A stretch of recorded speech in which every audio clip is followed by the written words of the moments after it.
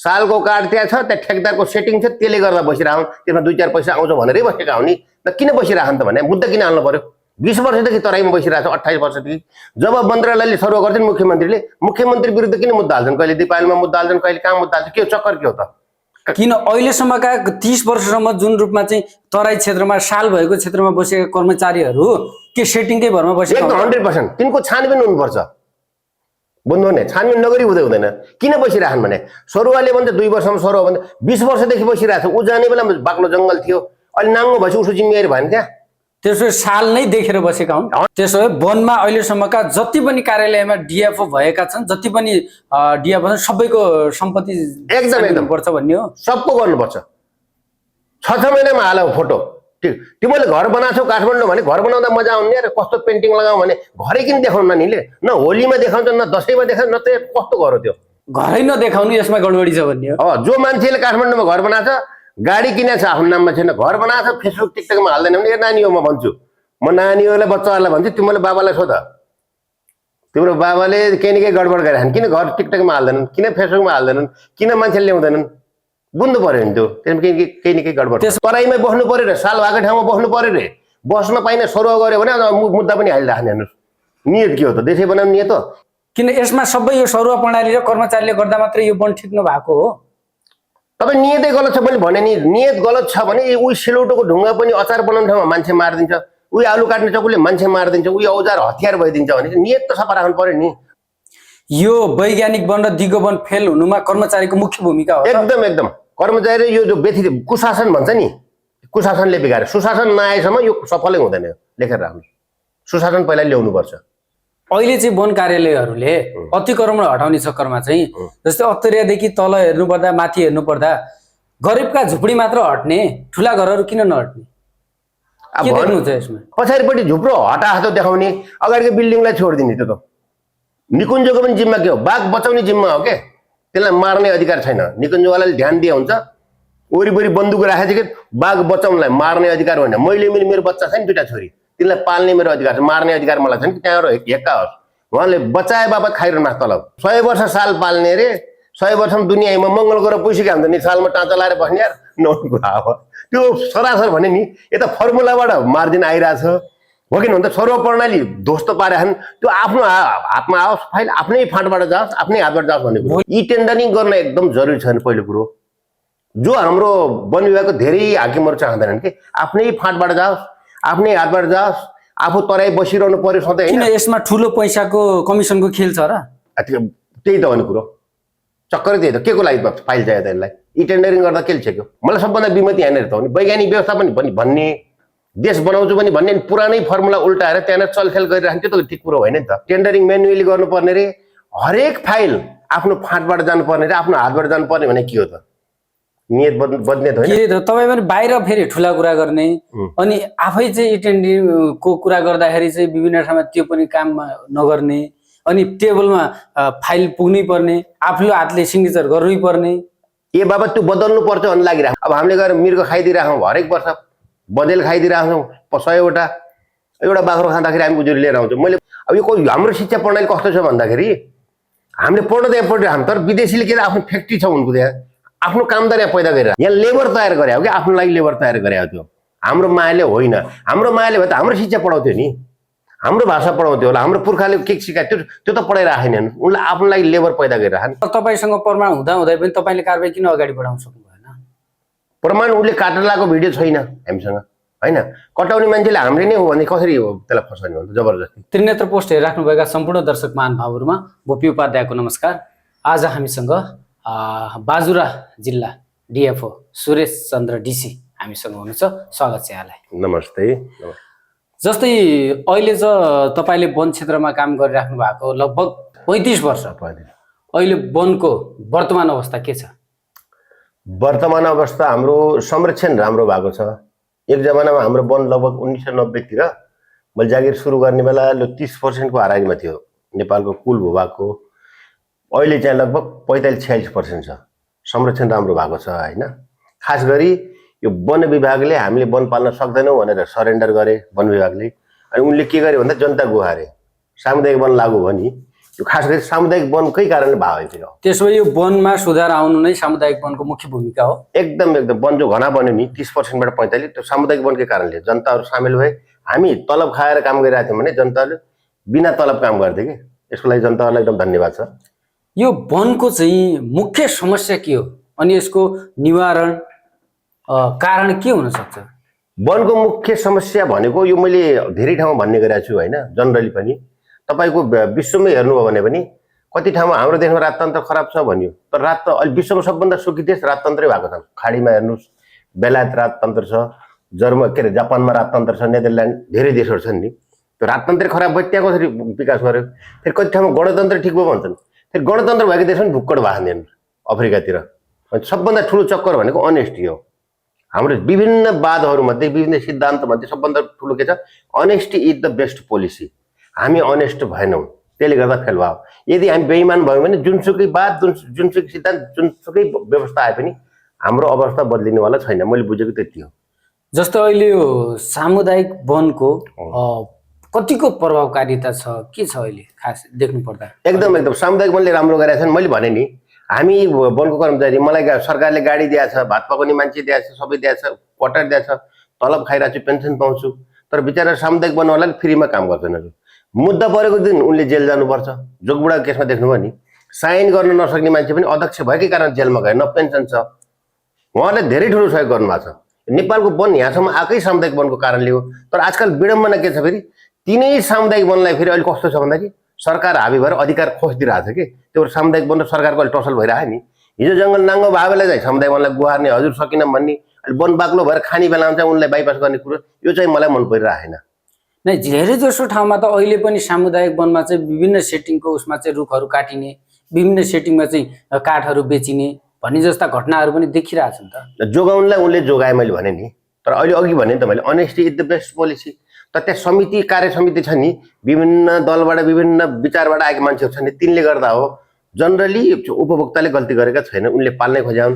त्यो कार्य समितिको कारणले हुन्छ, त्यो पोलिटिकल उसले गर्दा। पोहोर या रुख काटे देख्नु भयो नि तपाईँले? कृष्णपुरको कुरा, कृष्णपुरमा काटेनन्, त्यो उपभोक्ताले काट्यो होइन नि त। त्यहाँ राजनीतिक हिसाबमा काटिएको थियो होइन। तर अहिले त उपभोक्ताभित्र जानुपर्ने अवस्था आयो नि त। तब त काटे, राजनीतिक हिसाबले काटे, त्यहाँका नेतृत्व तहले फसे बिचरा समूह के। त्यही भएर समूहप्रति म हमेसा पोजिटिभ छु भन्ने कारण त्यो हो नि। त्यतिखेर त तपाईँ पनि यही डिएफओ हुनुहुन्थ्यो त? मै डेफो थिएँ त। मैले काट्ने मान्छे मैले स्पष्ट देखिसकेको थिएँ मेरो अनुसन्धानको आँखाले होइन, कटाउने मान्छे। तर के भइदियो भन्दा त्यहाँ उपभोक्ताले बोल्दैनन्, आफ्नो टाउकोमा लियो कि त्यहाँ अध्यक्षहरूले। यो फलानाले हो भन्दा बित्तिकै हामीले एक्सन लिइहाल्थ्यौँ, झ्याममा हालेर थुनिहाल्थ्यौँ। नबोल्दैछ के गर्ने? अदालत त प्रमाण चाहिन्छ, प्रमाण छैन, काट्न लाग्यो हामीले देखाएको थिएनौँ। लेबरले हामीले हो भनेपछि के गर्नु त? बिना प्रमाण अदालत गर्दा मुद्दा। जस्तै तपाईँले सोच्छ तपाईँसँग प्रमाण हुँदै पनि तपाईँले कारबाही किन अगाडि बढाउन सक्नु भएन? प्रमाण उसले काट्न लागेको भिडियो छैन हामीसँग होइन। कटाउने मान्छेले हामीले नै हो भने कसरी हो त्यसलाई फसाउने भन्छ जबरजस्ती? तिनले हामीलाई फलानाले लगा हो भन्दा बित्तिकै एउटा प्रमाण बन्थ्यो। उनको हाम्रो अडियो सोडियो थियो। अब अदालतले अडियो मान्दैन के, हामीले जबरजस्ती छोपेर ल्याएर भुले पनि अदालतले अडियो मान्दैन। अदालतले हामीले लिएको बयानलाई पनि मान्दैन। जस्तो अख्तियारले बयान लिन्छ त्यो अदालतले मान्दैन, हामीले मान्छे त्यो बयानलाई मान्दैन। उसले प्रुफ मात्र हेर्छ कि, प्रुफ हामीसँग थिएन, भएको बिग्रियो त खास गरेर। त्यसो अहिलेको कार्यप्रले जुन कार्यालय प्रमुख हुनुहुन्छ उनले के गर्नु पर्थ्यो जस्तो लाग्छ? यो कार्यालय प्रमुख भन्दा पनि खास गरी अनुसन्धान अधिकारीले सरकारी वकिल मार्फत जाने कुरो हुन्छ कि, त्यो कार्यालय प्रमुखलाई थाहा हुन्न। जस्तै मैले भरत शाहलाई अनुसन्धान अधिकारी तोकिसकेपछि अब त्यो मुद्दा मैले पनि हेर्न मिल्दैन। त्यो मुद्दाका कागजहरू एकदम गोप्य रहन्छन् कि, ती अदालतमा जाने कुरा हुन्। अनुसन्धान अधिकारीले राम्रो भूमिका खेल्नु पर्थ्यो जस्तो लाग्छ मलाई। जस्तै मैले थप यसमा के जोड्न चाहेँ भने फरक पाटोमा चाहिँ जस्तो अहिले चाहिँ वन्यजन्तु र मानव बीच द्वन्द्व सिर्जना भएको छ। तपाईँको लामो अनुभव पनि छ यसमा। यसमा कसरी यसलाई कम गर्न सकिन्छ, यो के छ तपाईँको अनुभव? यो मानव वन्यजन्तु द्वन्द्वलाई हामीले कस्तो, मान्छेको जनसङ्ख्या बढ्दै गयो, जङ्गल घट्दै गएपछि समस्या आएको हो होइन। यसलाई कसरी हेर्नुपर्छ भन्दा मानव र वन्यजन्तुको द्वन्द्व कहाँनिर भयो त्यो स्पट हेर्नुपर्छ कि। यदि जङ्गल क्षेत्रमा मानव वन्यजन्तु द्वन्द्व भएको छ भने मान्छे त्यहाँ जान भएन, किन बाघको घर हो नि त, त्यो मृगको घर हो, त्यहाँ हामी गइदिनु भएन नि त। उनको घरमा गएपछि समस्या आउँछ नि त। तपाईँको घरमा राति कोही मान्छे आए समस्या आउँछ कि नै? हामी रातको बेला समस्या आउँछ होला, जान भएन। यदि वन्यजन्तु बस्तीमा आयो भने त्यहाँ हामीले विचार गर्नुपर्छ, बस्तीमा किन आए त? बाघ आयो बाख्रो खान, हात्ती आयो बाली खान भने ऊ खाना पुगेन, जङ्गलमा हामीले खाना बढाइदिनु पर्यो भन्ने चिज हो। त्यो भएर अहिले भर्खरै आएको छ नि बालन सरकार गरेर कृषि वनलाई कृषि अन्तर्गत गाभिदिएछ क्या कृषि वन तथा वातावरण भयो नि त अब सजिलो होला जस्तो अब हामीले वनमा गएर फलफुल पनि लाउन सक्ने भयो नि वनमा फलफुल लगाइदिउँ बाँदरले त्यहीँ फलफुल पाउँछ फलफुल खान पाएपछि गाउँ खान किन आउँछ चोरेर गाउँलेको गाली खाँदै पिटाइ खाँदै कुकुरले आउँदैन नि त बाघले मृग त्यहीँ पायो भने यहाँ आउँदैन अब हामीले गएर मृग खाइदिइराखौँ हरेक वर्ष बँदेल खाइदिइराखौँ 100वटा एउटा बाख्रो खाँदाखेरि हामी उजुरी लिएर आउँछौँ मैले पनि बाजेरोमा अस्ति एक दुईजना सम्झाएँ सर बाख्रो खाइदियो के गर्नु भने अनि मैले उहाँलाई भने तपाईँ कसम खानुहोस् आजसम्म बाजेका पालादेखि मृग खाएन बँदेल खाएको छैन भने चाहिँ तपाईँलाई पुरा पेमेन्ट दिन्छु म तपाईँले चाहिँ सदियौँदेखि खाइदिने बाघको खाना एउटा बाख्रो खाए त के भयो त भनेको थियो कि त्यस्तो कुरो नि त जस्तै अहिले जेएनजी सरकारपछि चाहिँ यो जुन सरकार आयो त्यसपछि चाहिँ युवाहरू विशेष रूपमा चाहिँ वनको सेक्टरमा चाहिँ कम देखिनु या पहिलेकै उमेर नागिसकेकाहरूले चाहिँ ज्यादा यो वनमा इन्ट्रेस्ट देखाउनुमा चाहिँ यसलाई कसरी बुझ्नु भएको छ युवाहरूको यसमा चासै नभएको हो त एकदम सही भन्नुभयो यो युवा वनको मात्र होइन देशकै समस्या हो मेरै घरमा 2टा छोरी त्यो 10+2 पछि विदेश जान्छु भनेर लडिरहेको थिएँ त्यहाँ मसँग मैले कम्तीमा डिप्लोमासम्म पढ ब्याचलर पढ योग्य भएर जाऊ त्यहाँ लेबर भएर नजाऊ त्यहाँ के सिकाउन जाऊ न मेरै साथीहरू कति छन् साथीहरू पढाउन गाउँछन् त्यहाँ भोलि तिमीहरू जाऊ न त्यहाँ पढाउन जाऊ विदेशीलाई पढाउन जाऊ न त्यहाँ अक्सफोर्डमा एउटा कुरो कि त्यो लेभलमा जाऊ भन्ने कुरो अहिले कस्तो युवामा भन्दा हाम्रो त्यो देशभक्ति पनि छैन नेपाल परिचय भन्ने पहिला पढ्थ्यौँ नि राष्ट्रभक्ति नैतिकता केही पनि पढाएको छैन यस्तो खालको विदेशी सिस्टम हाबी भइसक्यो नि विदेशी जानुपर्ने जस्तो छ हाम्रो जो मौलिक शिक्षा प्रणाली अन्त्य गरियो जो नरेन्द्र के भन्ने नेता हुन्थ्यो नरेन्द्रनाथले पटक पटक भन्नुभयो नि राजा वीरेन्द्रलाई यो शिक्षा प्रणाली लागू नगर है अब यो हाम्रो शिक्षा प्रणाली कस्तो छ भन्दाखेरि हामीले पढ्न त्यहाँ पढ्यो हामी तर विदेशीले के आफ्नो फ्याक्ट्री छ उनको त्यहाँ आफ्नो कामदार यहाँ पैदा गरिराख्ने क्या विदेशमा लगेर पढायो भने उनलाई महँगो पर्छ पढाउने यहीँ जस्तै कोरियन भनेर भन्नुभयो नि कुन ठाउँ रे त अस्तिको रुखकाट्या कृष्णपुर त्यसले हामीलाई पढाउनलाई उनलाई लेबर त्यहाँ चाहिएको छ स्यामसङ कम्पनीमा चाहिएको छ के चाहिएको छ त्यसले त्यो शिक्षा यहाँ दिन्छ किन यहाँ सस्तो छ पानी सस्तो छ हावा सस्तो छ बसाइ सस्तो छ यहाँ लेबर तयार गरे हो कि आफ्नो लागि लेबर तयार गरे हो त्यो हाम्रो मायाले होइन हाम्रो मायाले भए त हाम्रो शिक्षा पढाउँथ्यो नि हाम्रो भाषा पढाउँथ्यो होला हाम्रो पुर्खाले के सिकायो त्यो त पढाइराखेन उनलाई आफ्नो लागि लेबर पैदा गरिराखन् अनि त्यो लेबर पैदा गर्ने जो आधुनिक शिक्षा छ नि विदेशीले लादेको त्यसले गर्दा जो मान्छे 10 पास नगर्दै तपाईँ इङ्ग्लिस बोल्न सक्नु भने तपाईँ इज्जतै छैन टाई लाउनै पर्यो ढाका टोपी लाएर जान्छ त कुनै अफिसमा इन्टरभ्यू दिन नेपाली बोल्नु त तपाईँलाई गाह्रो छ त्यो विदेशी शिक्षा हाबी भएको खास कारण त्यसले गर्दा त्यो बदल्न जरुरी छ हाम्रो जस्तो अहिलेको वर्तमान वन नियमावली जुन वन सदुपयोगका लागि के प्रभावकारी छ वन नियमावली मैले भने नि अझ घुम्छ त्यहीँ के विभिन्न बातमा सबभन्दा ठुलो बात के honesty is the best policy हाम्रो नियतै खराब राखेर बनाएको नियमले केही पनि गर्दैन नियत खराब देखिन्छ कसरी देखियो नियत खराब म भनिदिउँ अब अहिले वैज्ञानिक वन व्यवस्थापन भनेर वन विभाग लड्यो कि लडेन वैज्ञानिक भने अत्याधुनिक मङ्गल ग्रहमा बस्ती बसाउन खोजिरहेको इलोन मस्कले हो किन I-15 I-16 कति आइसक्यो यो बेलामा टेन्डरिङ किन गर्दैनन् त फेरि ल भन्नुहोस् त बन्ने देखिन्छ कि नै वैज्ञानिक वन व्यवस्थापन भन्ने राजस्व बढाउने भन्छन् तर टेन्डरिङ गर्दैनन् टेन्डरिङ म्यानुअली गर्नुपर्ने रे हरेक फाइल आफ्नो फाँटबाट जानुपर्ने रे आफ्नो हातबाट जानुपर्ने भने के हो त नियत बदल्ने त होइन त टेन्डरिङ नहुनु तपाईँकै टेबलमा फाइल आउनु तपाईँले पनि लामो समय काम गर्नु भएको छ त्यो चेन्ज गर्नुपर्छ भन्ने हाम्रो कुरो हो नि त वन हाम्रो सांसद जी हुनुहुन्थ्यो नि प्रेमाले ज्यू उहाँको पालामा वैज्ञानिक वन खारेज गर्ने भनेर आएको टिममा म थिएँ तपाईँलाई थाहा छ कि छैन सिङ्गल वन विभागबाट म गएको मैले त्यतिखेर भनेको यो वैज्ञानिक वन व्यवस्थापन खारेज गर्नुपर्छ यो धान काटे चाहिँ रुख काट्न पाइन्न भनेर लडाइ मान्छे हो नि कि धान काटे चाहिँ काट्नलाई धान रोपे चाहिँ रोप्नुपर्छ तर प्रकृतिमा रुख त विभिन्न जातका छन् धान मात्रै छैन मेरो लडाइँ त्यहाँनिर हो नि त नयाँ जग्गामा जाउँ नि त 100 हेक्टर ल्याऊ धान रोपे चाहिँ रुख रोपा काट बोइलर जस्तै तर त काली जस्तो पनि जङ्गल हो त्यही त तपाईँ पनि बाहिर फेरि ठुला कुरा गर्ने अनि आफै चाहिँ टेन्डरिङको कुरा गर्दाखेरि चाहिँ विभिन्न ठाउँमा त्यो पनि काम नगर्ने अनि टेबलमा फाइल पुग्नै पर्ने आफ्नो हातले सिग्नेचर गर्नै पर्ने ए बाबा त्यो बदल्नु पर्छ भन्ने लागिरहेको म निर्णायक तहमा छैन नि त मैले नेताजीहरूलाई भनिरहेको छु जस्तै प्रेमाले सरलाई मैले भने त्यहाँ उहाँले वैज्ञानिक वन खारेज गर्नुभयो र पुरानो फर्मुला थियो नि त्यो फर्मुला पनि उहाँले चेन्ज गर्नु टेन्डरिङमा लानु उहाँले खोज्नु भयो मैले त पटक पटक भन्ने गरेको थिएँ नि प्रेमाले जस्ता काम गर्ने नेताहरू नेपालमा 20वटा भए पनि देश बदलिन्थ्यो के उहाँले झ्याम्मै मलाई के आउन ल भन्नुहोस् भने जान्ने मान्छेले राम्रो नियतले भने उहाँले गर्नुहुन्थ्यो तर पछि टेन्डरिङमा जानै दिएनन् व्यापारीहरूले अब यो ठेकदार यो हो भन्ने थाहा भयो पहिले हेर्नु ठेकदार तपाईँ कहाँ आउँछ हेर्नु पहिल्यै काटो भने पहिले थाहा हुन्छ फलानु सामुदायिक भन्न फलानुको लगाइन्छ भने अब के बचेको त्यहाँनिर हेर्नु कसको टेन्डर बन्यो थाहा नभए भए पारदर्शी हुन्थ्यो त। यी टेन्डरिङ गर्न एकदम जरुरी छैन पहिलो कुरो। जो हाम्रो वन विभागको धेरै हाकिमहरू चाहँदैनन् कि आफ्नै फाँटबाट जाओस्, आफ्नै हातबाट जाओस्, आफू तराई बसिरहनु पर्यो सधैँ किन होइन। यसमा ठुलो पैसाको कमिसनको खेल छ र? त्यही त हो नि कुरो, चक्करै त्यही त। के को लागि फाइल चाहियो त यसलाई? यी टेन्डरिङ गर्दा के छेक्यो? यी टेन्डरिङ गर्दा किन उहाँहरू अझ हिचकिचाउँछ भन्दा किन फाइल आफ्नो हातमा आउनु पर्यो? तराईमै बस्नु पर्यो रे, साल भएको ठाउँमा बस्नु पर्यो रे, बस्न पाइने सरुवा गऱ्यो भने मुद्दा पनि हालिराख्ने। हेर्नुहोस् नियत के हो त? देशै बनाउने नियत हो। यदि वैज्ञानिक वन व्यवस्थापन हो त घाँसे मैदानको व्यवस्थापन गर्नु पर्यो त। हिमालय भेडाको घाँसे मैदानको व्यवस्थापन गरिदिउँ, जडीको त्यो त गर्नु छैन। त्यहाँ तराईमै बस्नु पर्यो, सालघारीमै बस्नु पर्यो, पाइने भनेर ठ्याक्क 20 वर्षदेखि 30 वर्षदेखि बसिरहनु मान्छे तराईमा सालघारीमा। हिजो ती कर्मचारी आउने बेला त्यहाँ जङ्गल थियो, अहिले बस्ती बसिसक्यो हेर्नुहोस् होइन। किन अहिलेसम्मका 30 वर्षसम्म जुन रूपमा चाहिँ तराई क्षेत्रमा साल भएको क्षेत्रमा बसेका कर्मचारीहरू के सेटिङकै भरमा बसेका? एकदम 100% तिनको छानबिन हुनुपर्छ। बुझ्नु भने छानबिन नगरी हुँदैन। किन बसिरहन् भने सरुवाले भन्छ 2 वर्षमा सरुवा भन्छ 20 वर्षदेखि बसिरहेको छ। ऊ जाने बेला बाक्लो जङ्गल थियो, अहिले नाङ्गो भएपछि उसो जिम्मेवारी भएन त्यहाँ।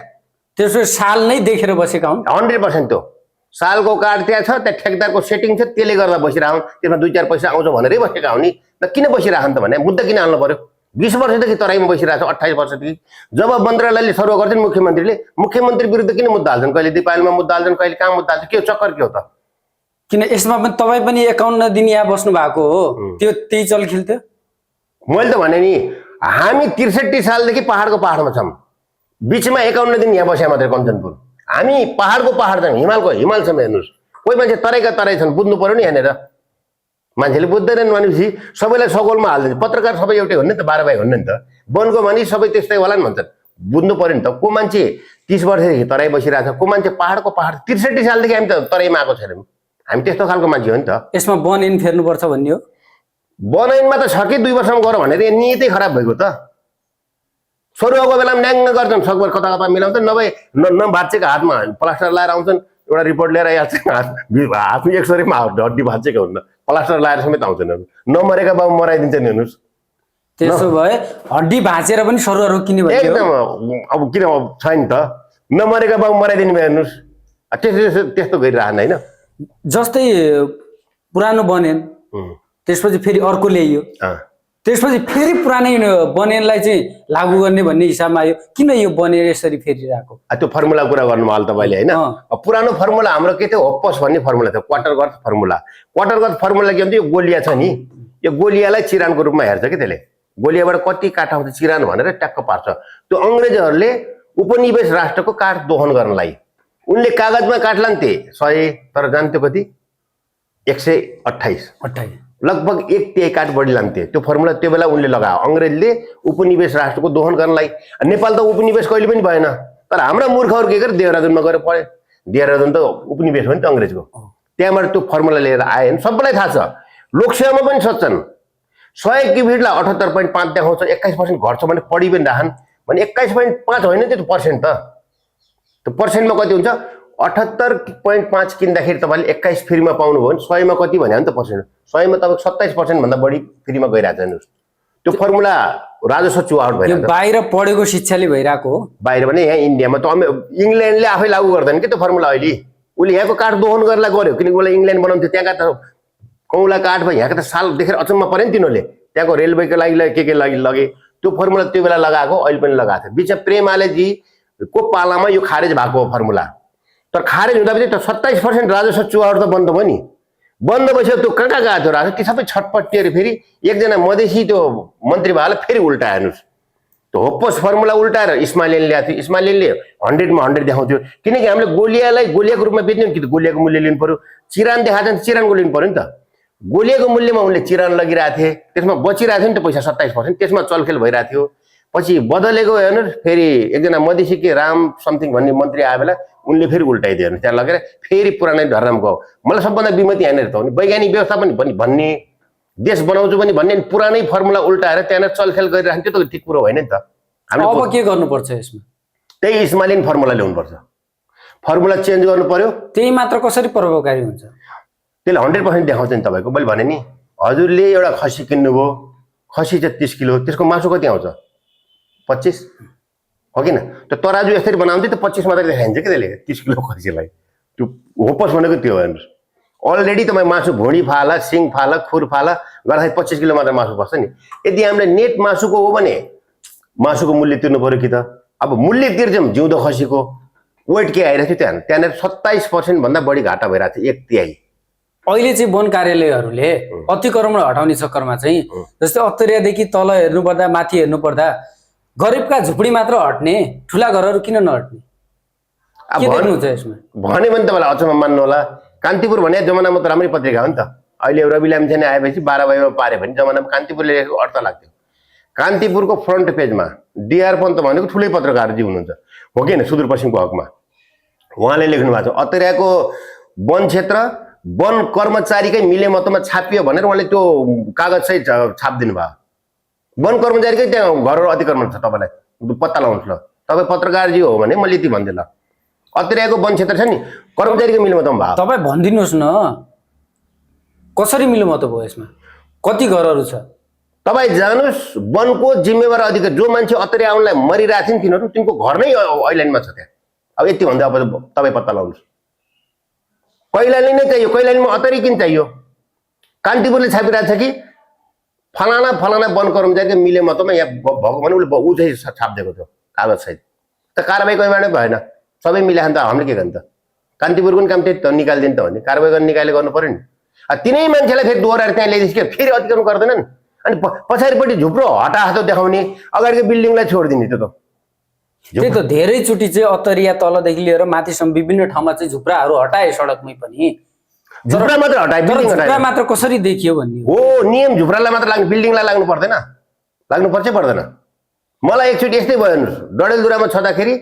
यहाँ हाम्रो यो छ नि पूर्णगिरी मन्दिरदेखि यताको बस्ती हटाउनु पर्यो भनेर आएँ त्यहाँबाट जिल्लाबाट टिम म सेकेन्ड म्यान थिएँ मैले पनि हुँदैन सर मेरो अफिस अगाडिको पनि यो घर अतिक्रमण छ हजुर आदेश दिनु म यसलाई भत्काउँछु यो 5 तले घरलाई छोडेर म झुप्रा भत्काउनु जान्न भन्दाखेरि त्यो दिन मेरो देवसारसँग हातापाई पनि भएको थियो कि एउटा पुरानो घटना तपाईँलाई 72 तिर घटना हो म त त्यसको विरोधी हो अब भइरहेको छ त्यहाँ यहाँ किन तपाईँको यहाँ जानुहोस् प्रेमालेजीले एउटा इन्टरभ्यू हेर्नु थियो आँखा तल गर भनेर हेर्नु थियो नि भिडियो त्यो ठाउँ भने फलिया बिसोनी भन्ने ठाउँ हो त्यो पहिला सुँगरखाल भन्ने ठाउँमा पर्थ्यो सुँगरखाल रेन्ज पर्छ सुँगरखालको हाकिम म त्यहाँको सबै रुख हटाएर त्यहाँ बस्ती बसाउने प्लानिङमा कहाँ आयो अफर पनि आयो मैले हुँदैन भन्दै मैले म भएसम्म हुन्न भनेपछि के भयो थाहा छ तपाईँलाई वन कार्यालयको रेकर्ड गरेर हेर्नु होला वन कार्यालयले के निर्णय गरे हाम्रो जिल्लाबाट सङ्कटकालको बेलामा सुरेश चन्द्र डिसी एक्लैले वन जगाउन नसक्ने भएकाले भनेर त्यो एरियालाई यतापट्टि रामपुर भन्ने रेन्ज पोस्टमा ल्याएर मबाट अलग्गै आएपछि त्यहाँको रुख पनि काट्यो अहिले ठुलो बस्ती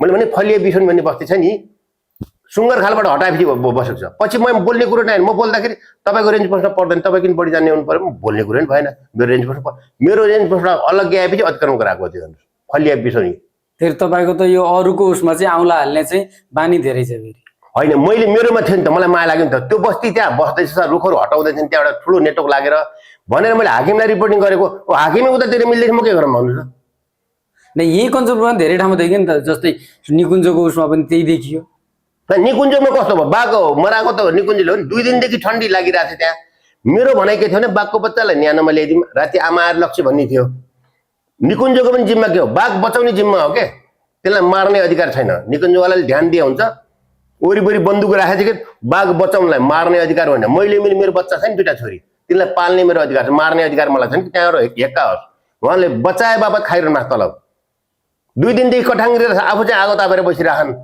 मस्तसँग हामी पनि होइन अनि बाघको बच्चा निसासेर मर्दैन त्यहाँ के अरे कठाङ्ग्रेर मर्दैन त्यही भने त तपाईँ पनि त हुनुहुन्थ्यो सर तपाईँ कठाङ्ग्रेर मरेको मरेन मरेपछि हामीले विरोध गर्नु परेन तिनको त उजागर गर्नु पर्यो नि त कमजोरी त अर्को चाहिँ सच्याउन भन्ने हो नि त अहिले जस्तै दिगो वन लागू गर्ने भन्ने जो चलिरहेको छ होइन यो कतिको प्रभावकारी हुन्छ के छ दिगो वन लागू गर्ने भनेको चाहिँ दिगो भनेपछि सस्टेनेबल भने लामो जाने भने कसरी भने आर्थिक हिसाबले पनि सस्टेन हुनु पर्यो सामाजिक हिसाबले वातावरण हिसाबले या 100 वर्ष टिकाउने हिसाबले दिगो वन भने लामो जाओस् आउने पिँढीले पनि त्यो दिगो वन भनेको दिगो छैन पहिलो कुरो भने अघि मैले भने सबै फेरि त्यही गरेर जोडिदिन्छु कि मैले अनेस्टी इज द बेस्ट हामी इमान्दार छैनौँ हाम्रा फर्मुला गलत छन् हाम्रो नियत गलत छ हो किन हाम्रो स्वरूप प्रणाली गलत छ भनेपछि अब हामीले गरेको काम त गलतै हुन्छ जति राम्रो भए पनि तपाईँलाई मैले एउटा खुकुरी दिएँ भने के हुन्छ तपाईँ नियत गलत छ भने तपाईँ नियत राम्रो छ भने तपाईँले दाउरा काट्नुहुन्छ एउटा सिलौटोले पनि अचार पिसेर खुवाउनु त नियत गलत भयो त्यही कसै टाउकोमा हानेर मारिदिनुहुन्छ त त्यो त हतियार भइहाल्छ नि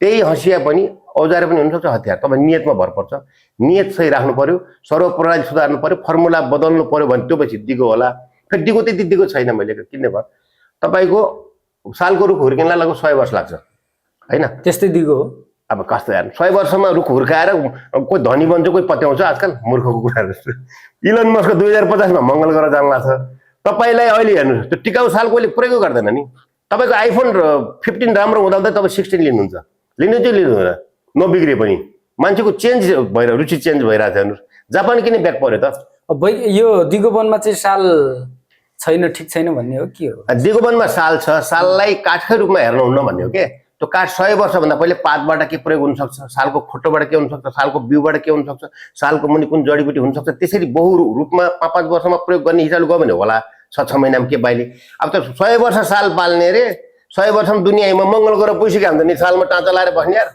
नहुने कुरा हो त्यो सरासर भने नि यता फर्मुलाबाट मार्जिन आइरहेछ हो किन भन्दा सर्वप्रणाली ध्वस्त पारेछन् त्यो आफ्नो हातमा आओस् फाइल आफ्नै फाँटबाट जाओस् आफ्नै हातबाट जाओस् भन्ने भोलि त यही साल नै यो दिगो वनलाई चाहिँ लागू गराउनु भने यो फाइल यो सबै त तस नस हुन्छ त त्यो हुने त भयो नि फेरि कस्तो हुन्छ दिगो वन कसरी त्यसले वनमा विभिन्न थरीको बोट बिरुवा छन् होइन सालको वन भनेर कल्पना गर्छ क्या हाम्रो फर्मुलाले त साल मात्रै छ भन्छ कस्तो हुन्छ सालै सालको जङ्गल बनाउने प्लान हो त्यो पनि त्यसलाई मोनोकल्चर भन्छ के तपाईँको घरमा बोइलर भएपछि जुन दिन रोग आयो त्यो दिन के हुन्छ सबै सिद्धिन्छ कि नै हाम्रो पुर्खाले के गर्थे 2 हाँस पाल्थे 2 कुखुरा पाल्थे 2 बाख्रा पाल्थे 2 भेडा बाख्राको रोग आयो भने बाख्रा मात्रै मर्थ्यो भेडा बाँचिहाल्थ्यो मासुको हर्जा हुन थियो कुखुराको रोग आयो भने कुखुरा मर्छ हाँस त मर्दैन अन्डा खान पाइरहन्थ्यो त्यसरी लगाएको थियो नि त वन त त्यस्तो छ प्राकृतिकमा विभिन्न जातिहरू छन् यो त भयो तपाईँ वैज्ञानिक वन खारेजीको भनेर प्रेमालीजीसँग पनि सँगै हिँडेर त्यसको पछाडि लाग्नुभयो होइन अहिले दिगो वन पनि ठिक छैन भन्नुहुन्छ अनि ठिक चाहिँ के हो भन्ने हो क्या ठिक मैले भने नि हामीले नियत सफा राखौँ सरुवा प्रणाली सुधारौँ फर्मुला बदलौँ किन यसमा सबै यो सरुवा प्रणाली र कर्मचारीले गर्दा मात्रै यो वन ठिक नभएको हो तपाईँ नियतै गलत छ मैले भने नि नियत गलत छ भने उही सिलौटोको ढुङ्गा पनि अचार बनाउने ठाउँमा मान्छे मारिदिन्छ उही आलु काट्ने चकुले मान्छे मारिदिन्छ उही औजार हतियार भइदिन्छ भने नियत त सफा राख्नु पर्यो नि honesty is the best policy सबभन्दा ठुलो त्योभन्दा ठुलो कुरो केही छैन र अर्को कुरो तपाईँले भने नि तपाईँको दिगो के अरे वैज्ञानिकमा कुन ठिक भन्नुभयो तपाईँले वैज्ञानिक वन पनि तपाईँ खारेजीमा लाग्नुभयो ठिक छैन भन्नुभयो दिगो वन पनि ठिक छैन भन्नुहुन्छ ठिक छैन यही कन्डिसनमा ठिक छैन यही कर्मचारीहरू यही मनस्थिति यही ऐन यही नियममा ठिक छैन 1.5 वर्षमा सरुवा गर्नुपर्ने मान्छेलाई 20 वर्षदेखि 30 वर्षदेखि तराईमा किन बसिरहेछ त कोटोमा परेको परेन ल भन्नु त कान्तिपुर जस्तो पत्रिकाले कर्मचारीले आफै पहिला रुख कटायो जग्गा बेचेर खायो भनेर यत्र अक्षरमा आउँदा कारबाही किन हुँदैन यो वैज्ञानिक वन र दिगो वन फेल हुनुमा कर्मचारीको मुख्य भूमिका हो एकदम कर्मचारी यो जो व्यथित कुशासन भन्छ नि कुशासनले बिगारे सुशासन नआएसम्म यो सफलै हुँदैन लेखेर राख्नु सुशासन पहिला ल्याउनुपर्छ बुझ्नु भएन त्यति नभएसम्म हुँदैन म त भन्छु नि एउटा पटक हाल्छु वनमा जति पनि छोरीहरू छ नि कुनै पनि अफिसमा हाकिम भाइहरू तिनलाई 6 महिनामा आफ्नो घर छ नि घर सहितको टिकटक हाल भनेर लगाउनु पर्छ सरकारले नियम फेसबुकमा फोटो हालिराख भनेर जुन बाबुले फोटो हाल्दैन नि छोरीले थाहा पाउँछ यो मेरो बाबा त भ्रष्ट रहेछ क्या बाबा हजुर घरमा टिकटकमा फोटो किन हाल्नुहुन्न एउटा घरबाटै प्रेसर हाल्ने के छोरीले भन्छ नि बाबा यो घर त कहिले तपाईँले देखाउनु न त्यसो भए वनमा अहिलेसम्मका जति पनि कार्यालयमा डिएफओ भएका छन् जति पनि डिएफओ छन् सबैको सम्पत्ति एकदम पर्छ भन्ने हो सबको गर्नुपर्छ 6 महिनामा हाल फोटो ठिक तिमीले घर बनाएको छौ काठमाडौँ भने घर बनाउँदा मजा आउने र कस्तो पेन्टिङ लगाऊ भने घरै किन देखाउनु न निले न होलीमा देखाउँछ न दसैँमा देखाउँछ न त कस्तो घर हो त्यो किन लुकाइराख्छ त्यो हाकिमले वनको हाकिमले चाहिँ आफ्नो घर नदेखाउनु भनेकै उहाँहरूले भ्रष्टाचार गरे हो त किन नदेखाएर तपाईँले साँच्चै आफ्नो लगाइने हिजो मलाई घर देखाउनु जग देखाउनु कि नै भोलि पेन्टिङ देखाउनु किन आफ्नो मेहनत लागेको छ देखाउनु त नि लुकाउनुको अर्थ के हो त तपाईँको घर आफ्नो नाममा छैन फेसबुकमा हाल्नुहुन्न टिकटकमा हाल्नुहुन्न कहिले देखाउनु अनि आफ्नो साथीभाइले काठमाडौँ गएर घर देखाउनु त्यो कस्तो घर हो त्यो मेरा कतिपय हाकिमहरू छन् यति नजिक भएको घरै लान्नन् तिनीहरूले बरु होटलमा बस भन्छन् खर्च दिन्छन् मैले हाँस्छु भित्र केही न केही गडबड छ भनेर न त घरमा लगिँदैन यार खाइमदाङमा गए त म जुन पनि हाकिमलाई लान्छु जाउँ सर मेरो घर हेरेर भन्छु बस हालेर खाना खुवाउँछु आफ्नो घरमा लान मन पर्दैन हिजो तपाईँले त जग्गै बनाएको घर मलाई देखाउनु हो त्यसो भए जति पनि यो घरै नदेखाउनु यसमा गडबडी छ भन्ने हो जो मान्छेले काठमाडौँमा घर बनाएको छ गाडी किनेको छ आफ्नो नाममा छैन, घर बनाएको छ, फेसबुक टिकटकमा हाल्दैन भने नानी हो। म भन्छु, म नानीहरूलाई बच्चाहरूलाई भन्छु तिमीले बाबालाई सोध, तिम्रो बाबाले केही न केही गडबड गरिरहन्, किन घर टिकटकमा हाल्दैनन्, किन फेसबुकमा हाल्दैनन्, किन मान्छेले ल्याउँदैनन्, बुझ्नु पर्यो नि त्यो। त्यसमा केही न केही गडबड। त्यसो भए अब म अन्तिमतिर लागेँ। अन्तिममा चाहिँ यो लामो समय तपाईँले चाहिँ वन क्षेत्रमा काम गर्नुभयो होइन, तपाईँले गर्व गर्ने किसिमका के कस्ता कामहरू त्यस्तो गर्नु भएको छ अहिलेसम्म? एकदम सही प्रश्न सोध्नुभयो। म गर्व गर्ने त मेरो के छ, एउटा बेसिक फिलोसफी, सके राम्रो गरौँ, नसके नराम्रो नगरौँ भन्ने हो।